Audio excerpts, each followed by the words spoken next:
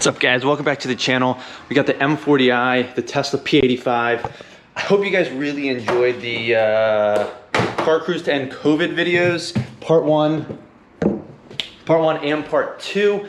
I have a ton of fun filming those, going out to all those like car meets car events and things like that. They're not always the most popular videos on YouTube, but a lot of times the people that are at the events love watching them. I know I do. But today, if you're new to the vlog, if you've subscribed recently, if you're just checking out the channel on Tuesdays, I know today's Wednesday, I'm a day late, a dollar short, whatever you want to call it. I do Tesla Talk Tuesdays. I obviously have a Tesla. Very interested in the news that comes out there, and I kind of just do like a news general update every week on Tesla stuff, EV stuff, and the like. So that is what this vlog is. If you're not that interested in it, no worries. But you know, the rest of the week I do other car stuff. So hopefully we have more car content coming, and hopefully we'll have, you know, more cars and coffees as the weather's nicer. But the problem is those COVID cases are spiking, so shutdowns might start, you know, happening more and more, but we shall see. Either way, the car content will keep coming for sure. But let's get on with the Tesla Talk Tuesday, I guess, news updates, if you want to call them that. But let's get right into it.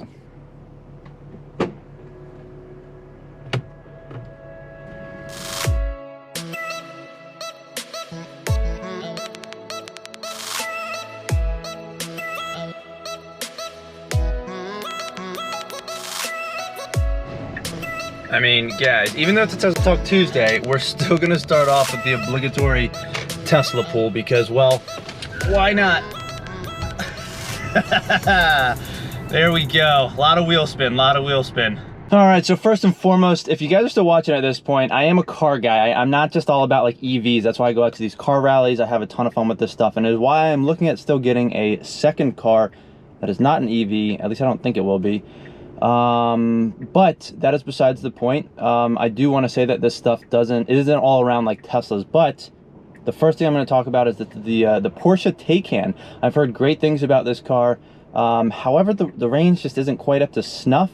But in China, they apparently just released a rear-wheel drive version that gets almost 50% more mileage than the dual motor setup.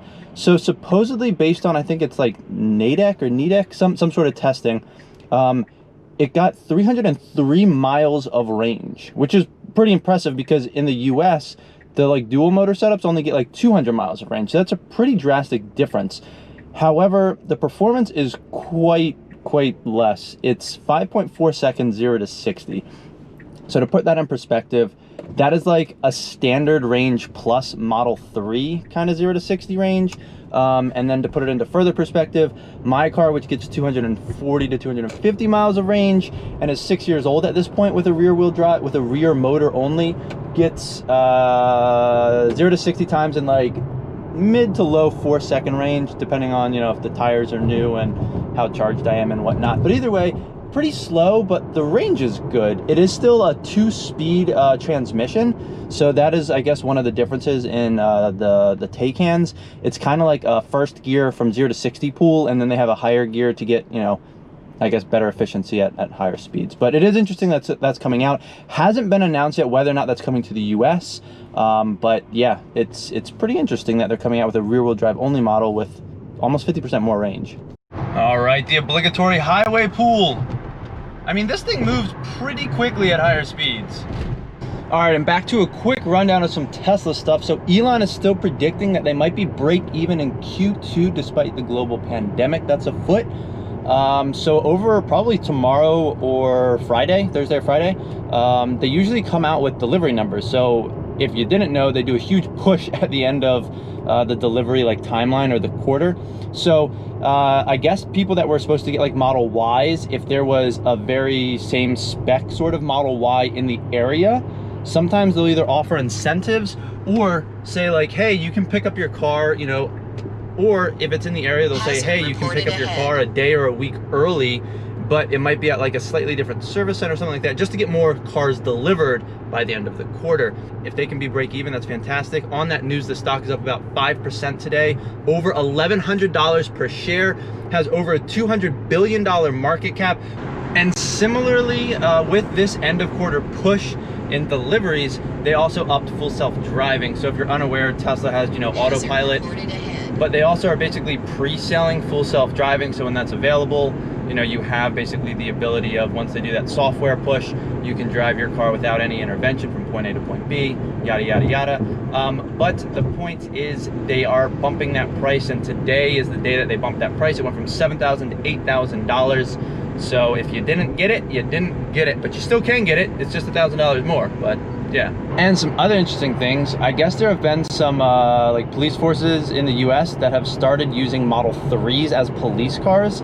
And I guess there was like a very aggressive estimate that these Model 3s would basically pay for themselves in the amount of savings that they would offer these, I guess, police forces, whatever you want to call them, in 24 months. So within 2 years, they would basically pay for themselves, because the maintenance is less, any costs or problems that these cars would have would be less, and in gas savings, it would be less. So I guess a recent police chief has actually come out on Twitter and said that they're expecting these cars to actually pay for themselves in 19 months, not even 24 months, so even quicker than that aggressive estimate with the estimate that they gave. So it just kind of goes to show you that, like, having an electric vehicle, even a performance-driven one like mine, it pays for itself very quickly, because of all the gas that you're saving is probably the biggest thing, but then also any maintenance, like simple oil changes, and then if you have a transmission or some other problem with like an engine, you know, that's obviously a huge expense. Now you could still have that with an electric vehicle, with the drivetrain and like drive unit, and batteries, I guess, but that is obviously under warranty with Tesla, I believe, for like the first 4 years, 50,000 miles or something like that. But there's a ton of savings that go along with getting these cars, so they are quite fantastic. Now, there's been some interesting legislation proposed by House Democrats that is like, I think it's a net zero plan, and the proposal is that by 2035, 100% EV sales. I do not think this is in any way going to happen. People love their gas cars. The big gas car companies and their lobbyists are, you know, never going to let this get through. But I think there is going to be a significant shift going forward as far as EV sales. I mean, Tesla's clearly showing that, seeing as how even in a global pandemic, they're setting like record sales numbers in some months. So it is pretty crazy stuff. I mean, these cars are fantastic, but there is also like a nicety to like those gasoline cars. However, for me, it's more of like older classic gasoline cars. I mean, some of the new ones are cool as well, but an old V8 Vantage Aston Martin manual transmission car, those are fantastic. The Lamborghini Gallardos with the manual transmissions, those are also fantastic cars. The Audi R8 back when they had the manual transmissions, those are fantastic cars. To me, having a gasoline driver's car, I feel like you almost want that manual gearbox to give you that driver engagement. Otherwise, it's kind of like, why not just drive an electric? Because you're going to get better performance, better torque. You have full torque from zero. It doesn't have to rev up, any of that stuff. So if you're going to have like, you know, a PDK Porsche or something, or a fully automatic transmission that shifts for you in some of these newer like race cars, if you go with electric, the performance is going to be better. The only downside still is obviously range and charge time. So once those things get figured out in the next like 5 to 10 years, I could see like all new cars should just be going electric, because the performance is there, the range is there, and the charge time is there. So it's kind of like, why do you need that gas car, especially if you're not shifting it? I mean, I guess you're still getting like that exhaust note, but at that point, that's really it. Once you get 0 to 60 times, like under, you know, 2 seconds for every car on the road, it's just kind of like, well, you can't really mod the car to do better than that because of limited traction just due to tires. So it should be interesting to see how things kind of go forward with EV vehicles and gasoline vehicles, but it is an interesting plan that has been proposed by House Democrats. Another car that I mentioned, I think in my last like Tesla Talk Tuesday video, was the Lucid Air, and that car has apparently come out with the lowest drag efficient for a luxury car of 0.21. I believe this is even lower than Tesla's lowest drag coefficient, which I think is 0.23. Not 100% on that. Let me double check that. After some quick Google searching, I believe the Model 3 has a 0.23 drag coefficient, while the Model S has a 0.24 drag coefficient, roughly. But I still think the Lucid Air beats both of them, so it is very impressive. The Lucid Air is coming out and saying that they're going to have a 400+ mile range, so still kind of waiting on full stats. I think the Lucid is supposed to be announced on September 9th. Either way, very excited to see this car come out. Last two things. McDonald's, I guess, is teaming up with like Instavolt, which are like charge point fast chargers or something. They're going to start rolling out at McDonald's locations. So that's, you know, there's so many McDonald's anywhere in the world. If they start rolling out with more EV chargers, I mean, it's going to boost sales for McDonald's, but it's also going to be great for a charging network for any EV vehicles.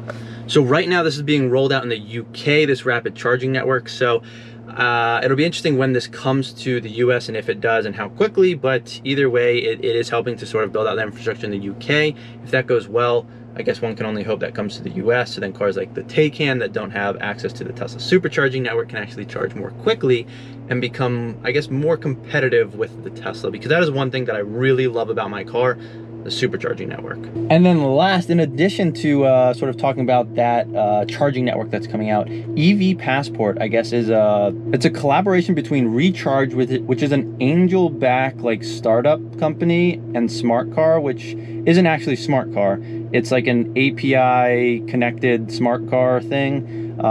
It's like a collaboration between them. They want to basically do $39 a month for unlimited charging for electric vehicles at a lot of the biggest like networks out there, like Electrify America, EVgo, ChargePoint, Hubject, and Greenlot. I wrote these down because I didn't want to forget them, but it would be interesting to see an unlimited plan for $40 a month. It'd be like if you could pay $40 a month and get unlimited gasoline fill-ups at any gas station.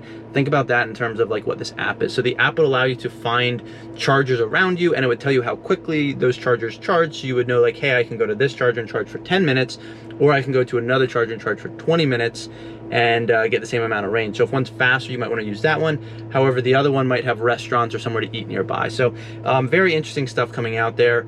I guess we'll see if this plays out. Obviously, electricity is cheaper than gas, and it would depend on, you know, how much people who have these subscriptions are using the chargers, if it's I guess profitable or not. So interesting things in the pipeline. Can't wait to see this. Also, last, I'll just leave this here, the Ford Mach-E, which is the all-electric like Mustang inspired compact SUV type thing that Ford's coming out with. They have actually released details on the different cars, and the order book is open, so you can order yours today. And that's about it. So if you guys are enjoying the content, please give this video a thumbs up and subscribe to the channel below. It would really help me out. But until next time, and actually I think the next video is going to be a M40i video, just saying. So until next time though, thanks for watching.